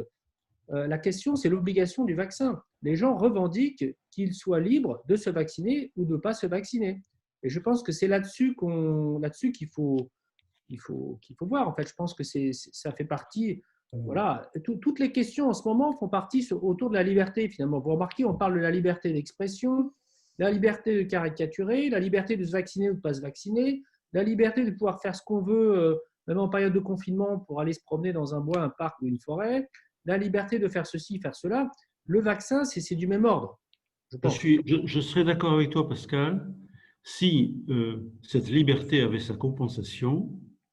C'est-à-dire que les gens qui refusent de se vacciner, le jour où ils sont malades, qu'ils soient responsables des conséquences de leur maladie, c'est-à-dire qu'ils ne viennent pas embêter le service de santé mais ça pour on ne peut pas vouloir dire se faire ça. soigner à 100%, Ouais, mais d'une part, et d'autre Jean-Pierre, part, qu'ils soient responsables en cas de on contamination. ne peut pas dire ça, parce que sinon, on pourrait dire ça du fumeur ou du buveur. Mais Vous avez bu, vous avez une cirrhose, on ne va pas vous prendre en charge parce que vous avez bu. Vous fumez, on ne va pas prendre en charge votre cancer du poumon parce que vous avez fumé. En fait, ça ne marche pas comme ça. La société… Pardon, excusez-moi, pardon. Et puis, il y a des personnes qui ont le cancer du poumon parce que d'autres personnes à côté d'elles ont fumé. Donc, ça serait quand même dommage de ne pas avoir accès aux soins. Non, mais du coup, j'ai interrompu Jean-Pierre. En fait, Jean-Pierre, vous disiez que vous pensez qu'il faut penser plus collectif, en fait. C'est ça que vous vouliez dire. Oui, absolument. Mais je reconnais que le risque, j'ai vu souvent ça dans des litiges que j'ai eu à trancher quand j'étais à la Cour de cassation, parce que j'avais ces problèmes de responsabilité médicale qui étaient soumis à la composition à laquelle j'appartenais. Mais c'est vrai que quand on vous dit tel traitement ou telle médication a des effets dommageables dans un cas sur 10 000, bon, c'est vrai que statistiquement, ce n'est pas important, mais malheureusement, quand ça vous tombe dessus, c'est 100%. C'est ça. Et vous voyez, ça, c'est très compliqué. C'est irréductible. Mais moi, personnellement, je pense que quand on exerce une liberté, ça a une conséquence en matière de responsabilité. C'est-à-dire qu'une liberté, c'est certes un droit, mais un droit s'accompagne de devoirs. Et ce que notre société refuse, enfin, pas notre société, nos concitoyens, dans leur majorité, refusent, c'est d'assumer personnellement les devoirs correspondant aux libertés qu'ils ont. Pourquoi est-ce que je financerais des soins de santé à quelqu'un qui se soude la figure en permanence? Non. Pourquoi est-ce que vos cotisations d'assurance augmenteraient parce que quelqu'un provoque des dommages? Non. Disons que c'est le système de la mutualisation. Mais oui, mais la mutualisation, elle existe certes, mais en matière d'assurance, il y a des franchises. Et les franchises, ça sert à ça. C'est un instrument de moralisation, c'est-à-dire que celui qui a causé un dommage supporte en tout ou en partie, mais en général, les franchises, c'est en partie, et c'est censé le responsabiliser.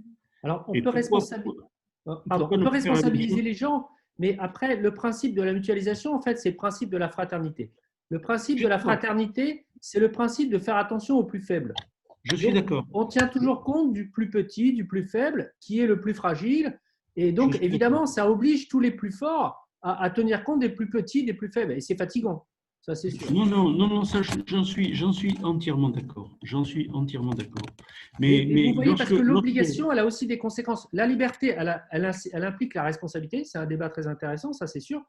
Mais l'obligation aussi impose un manque de liberté et une forme d'exclusion. Je prends l'exemple, par exemple, aujourd'hui, voilà, une famille dont les enfants ne sont pas vaccinés ne peuvent pas aller en collectivité.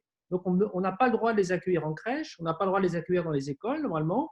Donc, c'est une forme d'exclusion. C'est-à-dire… mais une forme d'exclusion dont ils sont les auteurs. Ils s'excluent oui, mais eux-mêmes. pourquoi que le gouvernement incite à la vaccination, qui convainc les gens par des arguments de santé publique, etc., ça, je suis pour, si on pense qu'effectivement, c'est nécessaire. Mais de là à obliger les gens, c'est autre chose. Oui, oui, je comprends. Mais si tu veux, en matière de vaccination contre le coronavirus, à ma connaissance, il n'est pas envisagé que la vaccination soit rendue obligatoire.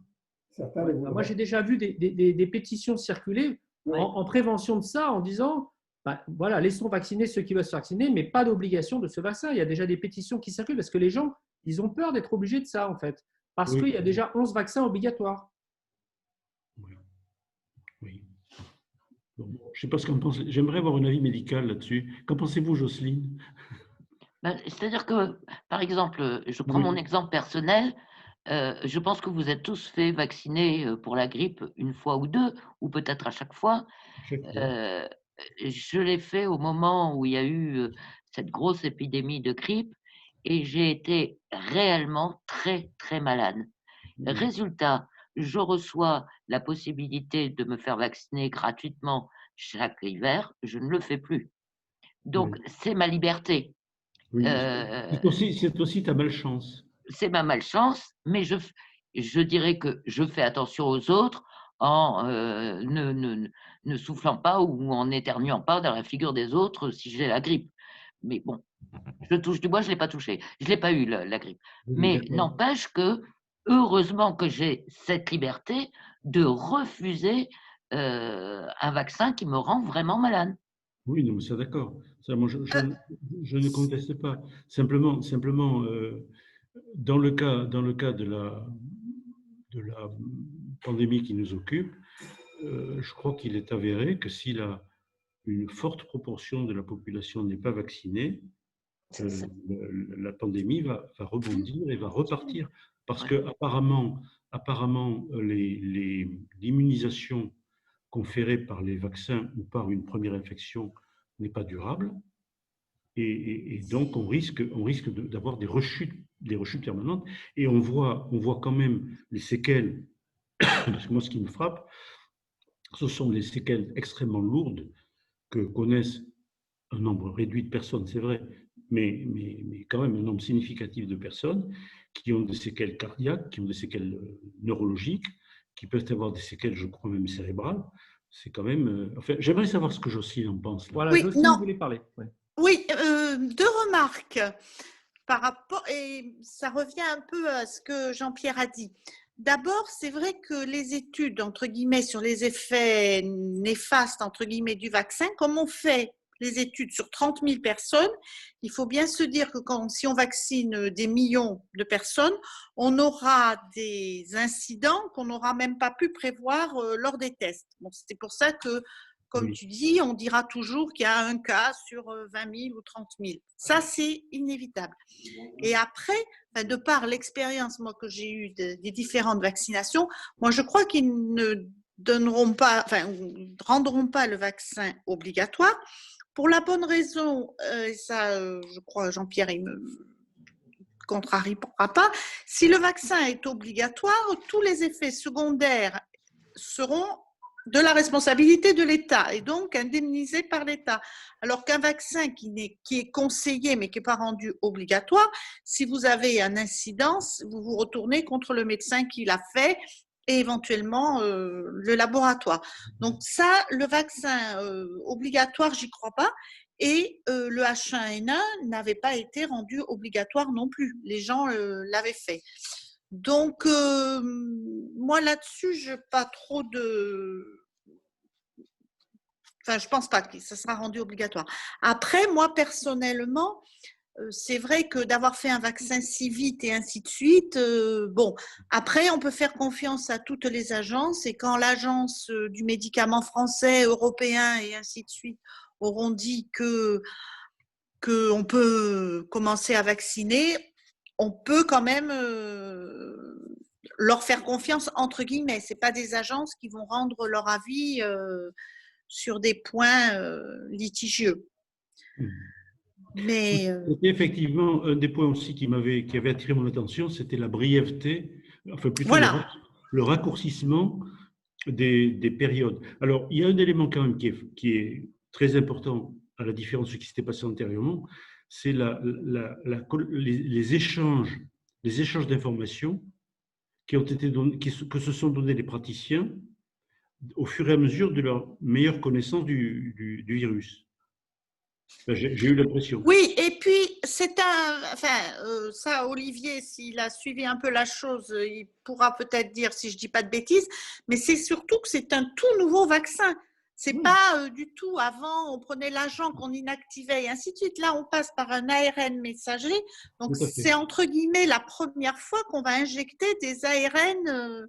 Donc, c'est, comment dire, c'est vraiment un nouveau vaccin et qu'on n'a jamais eu. Enfin, ce processus, on l'a jamais eu. Et moi, je croyais qu'il n'y avait qu'un vaccin qui avait pris ce procédé, mais finalement non, puisqu'il commence à dire que le deuxième, Moderna, c'est le même principe. C'est l'ARN messager, donc ça fait fabriquer une protéine qui nous empêchera qui luttera. C'est pas du tout, entre guillemets, les mêmes mécanismes que les autres vaccins où on prenait le même virus, on va dire, on l'inactivait. La grippe, c'est ça. On l'inactive et en l'inactivant, on fait quand même des anticorps, nous, contre ce virus. Et quand on a la grippe, on a les anticorps et ainsi de suite. Donc là, c'est vraiment un mécanisme tout à fait nouveau. Et c'est vrai qu'il y a des sceptiques, entre guillemets, parce qu'il y a toujours des sceptiques qui commencent à dire « Oui, mais qu'est-ce que c'est si on injecte un ARN comme ça ?» Ben là, on n'a pas la réponse quand même. Oui, mais d'un autre côté, comme tu dis, si on veut sauver, entre guillemets, pas la terre entière, mais enfin, il faut que beaucoup soient vaccinés. Sinon, ça ne servira à rien. On n'avancera pas plus, quoi. Mais c'est vrai que c'est… En tout cas, moi, le caractère obligatoire, j'y crois pas. Question responsabilité, tout ça, ils n'iront pas s'embêter. Hein. Ils ne vont pas se reprendre encore des trucs. Après, les gens, voilà, ça sera des choix personnels. Mais on n'aura jamais le recul suffisant pour voir, parce que comme cette pandémie, quand même, elle arrivera à disparaître peut-être au bout de 2 ans, si effet indésirable il doit y avoir, ça sera après qu'ils arriveront. Hein. Je ne crois pas qu'on aura les effets indésirables avant 2 ans. Oui. Puis j'espère qu'on n'en aurait pas du tout, de toute façon. Voilà. Ça serait encore mieux. Ce serait beaucoup mieux. Très bien. Ben, écoutez, moi, je crois qu'on a fait le tour. Oui, surtout qu'on a surtout beaucoup débordé. Je vous présente mes excuses. Absolument passionnant. Mais je vous remercie d'avoir été ici. Je te remercie, Jean-Pierre, de toutes ces explications qui nous ont bien éclairés. Ça me faisait plaisir de vous voir tous là. Je vois Claude qui est toute seule, enfermée dans son appartement à Bordeaux. Hein, bonjour Claude. Très bien. Un grand merci à Jean-Pierre. Et pour ceux qui le souhaitent, on se retrouve ce soir pour une 20h. conférence À 20h. Tu peux remettre le micro de Claude, Pascal? Comment? Tu peux remettre le micro de Claude qui a voulu répondre mais qui ne pouvait pas. Oui. Je vais couper l'enregistrement.